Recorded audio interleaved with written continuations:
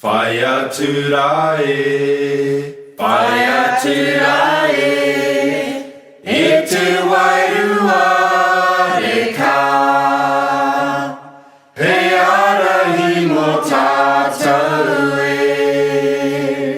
Iro toitenea, huri, huri, Iro toitenea, huri, huri,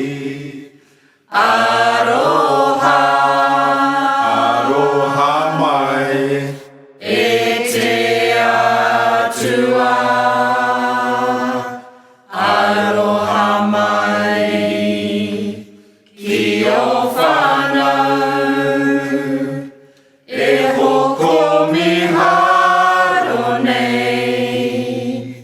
Kia kotahi, te iwi e.